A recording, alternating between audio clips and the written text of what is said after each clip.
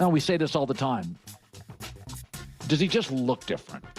You're like, if you look at Caleb's numbers and Bo Nix's numbers, blind resume, you're like, they're kind of similar. They're erratic. They're great in the fourth. They have good offensive coaches.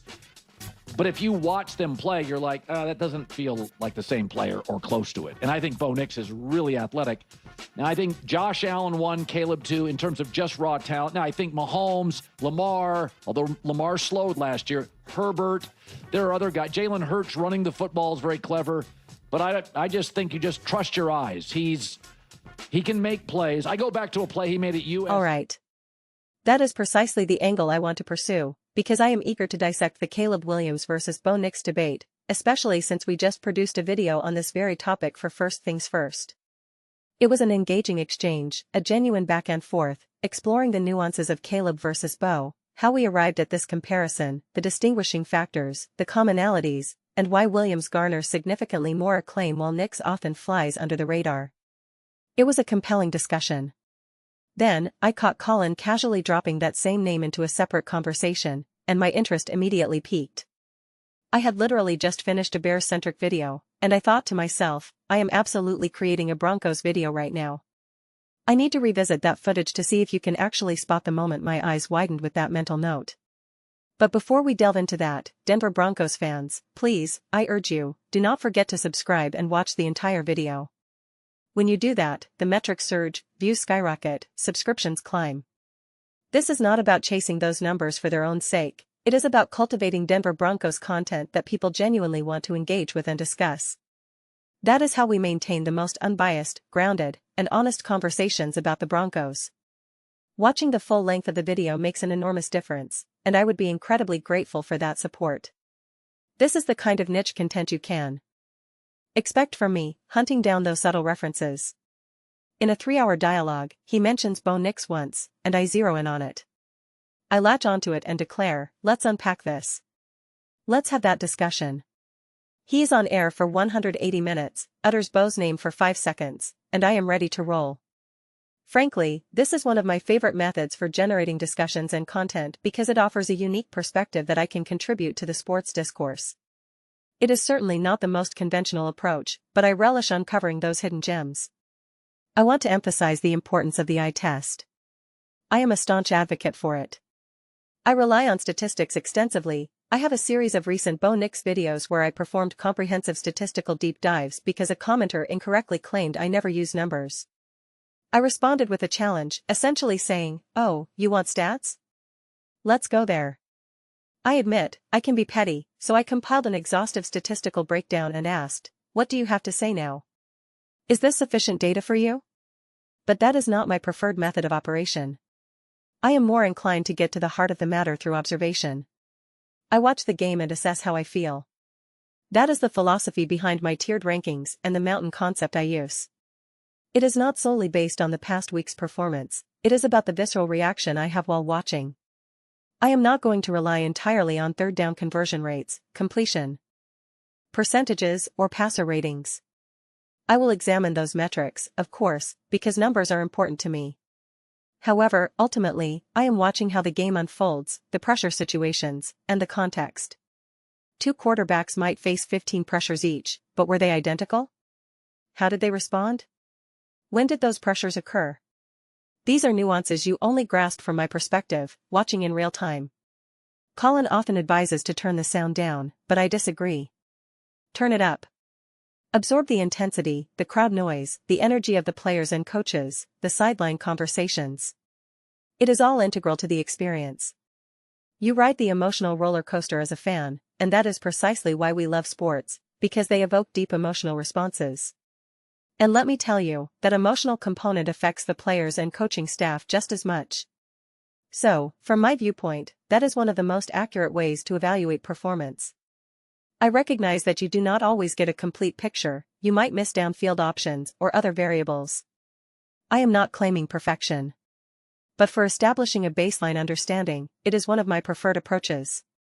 My secondary method involves knowing the outcome beforehand, which I used to dislike, but given the nature of my video production, it has become necessary. I then rewatch the broadcast in real time, still capturing the crowd atmosphere and the unfolding drama, but with the benefit of knowing the result. This allows me to focus intently on specifics. They are up by 14 with 7 minutes left in the third quarter. How does this unravel? You can then lock in on those critical details. The reality is, people simply do not like Bo Nix's eye test. That is the crux of the issue, 99% of the time. Sometimes, fans become fixated on Super Bowl victories, regular season records, or division titles. Others simply do not like what they see on the field, regardless of wins. Even if you secure a championship or consistently reach conference title games, if the aesthetic does not appeal, if it does not look like high-caliber football, you will face criticism. So, you have two camps, those obsessed with winning and losing, and those preoccupied with visual appeal. To be clear, when I reference the eye test and how I feel, it is not merely about aesthetics. It is a comprehensive evaluation, factoring in everything. I am not just saying it looks nice. With Caleb, when you watch him, you witness consistent flashes of brilliance. Undoubtedly, there are also failures and inconsistencies, which, apparently, I was the only one willing to highlight week after week. It was a tough pill for Bears fans to swallow, but I did it anyway. Yet, there are undeniable moments of sheer amazement. I had a similar experience watching Anthony Richardson with the Colts. He is not a polished quarterback, but he does things that make you question reality. I recall a throw against the Houston Texans in Week 1 of 2024 that might have been one of the most spectacular athletic feats in sports. But the rest of his game was some of the worst football imaginable. That was a pivotal moment for me, illustrating how cautiously you must approach the eye test and raw horsepower. Lamar Jackson, at times, appears to be one of the most extraordinary athletes ever. You cannot even fully comprehend it. For those who have competed at a high level, whatever you imagine or achieved, even collegiate success, Lamar's movement and spatial awareness are exponentially superior. It is breathtaking. Similarly, Josh Allen highlights have been flooding my algorithm lately, and watching those clips, I am struck by his combination of size, strength, and speed. It makes you feel like you are witnessing Superman. The irony is that players like Allen and Jackson cannot truly appreciate their own gifts because they have never known anything different. They do not understand how special they are. I bring this up because Caleb evokes that same feeling. He triggers that emotional response in a way that Bo Nix simply does not. In fact, I would argue that Nix elicits the opposite reaction. Now, these are completely different quarterbacks with distinct career paths. I am not equating them or suggesting they are on the same level. But it is reminiscent of Jalen Hurts, where people just do not appreciate his style, regardless of statistics or success. Even spectacular Super Bowl highlights fail to sway them. Bo Nix generates a similar response, and I find that fascinating. I believe I can navigate both perspectives, agreeing with the surface-level critique while disagreeing with where that conclusion leads. I defended Jalen Hurts extensively. You will not find many people with more defense videos for him. But I will not pretend his game is visually beautiful or jumps off the screen. It is not even close. You can exist in both worlds. On a fundamental level, Dak Prescott or Baker Mayfield have a prettier style than Hurts, yet I am not choosing Mayfield over Hurts. That is evident from my previous content. But from a purely casual, entertainment-focused eye test, you might pick Baker over Jalen. That is why you must understand what you are looking for and factor in everything. There are really two types of eye tests, the genuine, comprehensive evaluation I am describing, and the superficial one. The mom test, if you will, my mother watching a game without any knowledge of players, coaches, or team dynamics. She just watches and asks, what looks better? What seems smoother?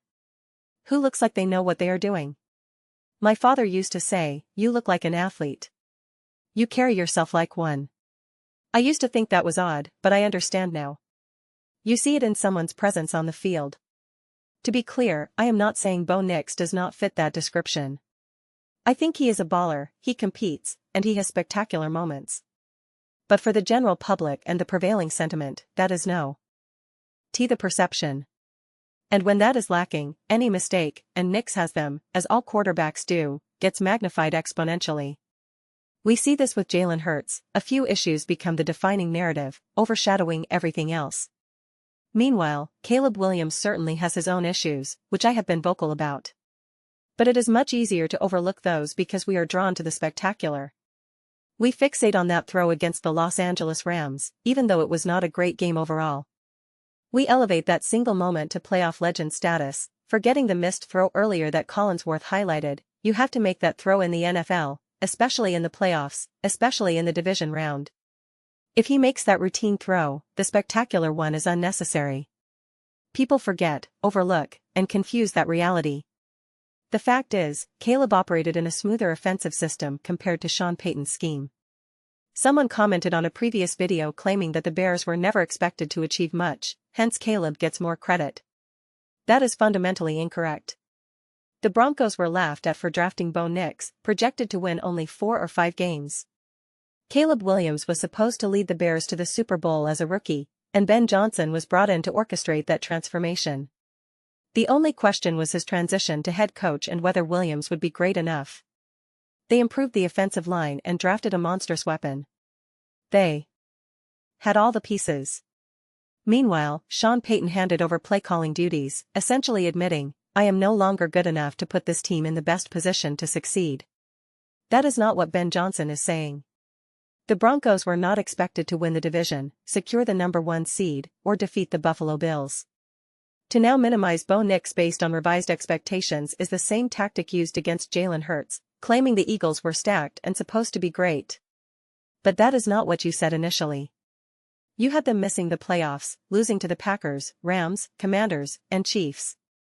You cannot retroactively rewrite that narrative. New information can certainly change your mind. I could watch a player and revise my opinion based on performance. But changing the causes and conditions is different. If you do that, you must admit you were fundamentally wrong from the start. No one wants to do that.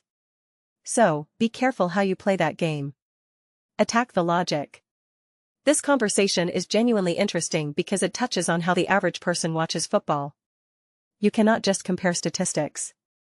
That became clear to me in 2023 when I started delving deeper into numbers, despite not being stat-driven initially.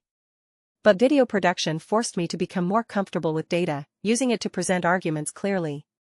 However, many people use advanced metrics and jargon to prove their intelligence, and that is not effective communication. The real skill is simplifying things, making them accessible and straightforward. That is always my goal, to have conversations that anyone can participate in. The reality is, you cannot rely solely on numbers, the eye test, accomplishments, spectacular plays, or raw horsepower. It is a comprehensive collection of factors. For both quarterbacks, the focus should be on operation and execution rather than the spectacular. That is what makes them so fascinating. They must improve in executing the coach's vision. Caleb had a more straightforward, clarified version of that, while Bo Nix and the Broncos did not. That is why I am eager to see the new coaching influence and fresh voice in Bo's ear. Caleb now has continuity in year 2, which will be interesting. This is what impressed me about Jayden Daniels. It was not his spectacular plays or horsepower, but his operational efficiency, even though critics dismissed it as a college offense. He executed it incredibly well, and that is what takes time. Typically, it is the operation that rookies and second-year players struggle with, while we see flashes of spectacular talent. People talk about glimpses of why a player was drafted first overall, but they are not referring to pre-snap reads, protection adjustments, or line of scrimmage changes. They mean scrambling and throwing deep. That is what they are talking about 99% of the time. The story is not fully written in the way people want you to believe. It simply is not. Hopefully, that made NSE. I took a different angle this time because our previous Bo versus Caleb discussion was fairly straightforward, and I wanted to explore the broader perception, how people are participating in this conversation. Let me know if it resonated with you in the comments below. I read every single comment, whether you agree or disagree. Let's engage in discussions, perhaps even some debates, but ultimately, let's have fun. Please consider subscribing. We are building an amazing community, and I would love for you to be part of it. I want to create something we all feel connected to, something we are excited to be part of. We are well on our way. Do not forget to give this video a thumbs up, as it genuinely helps with visibility and the algorithm. Thank you so much. See you next time.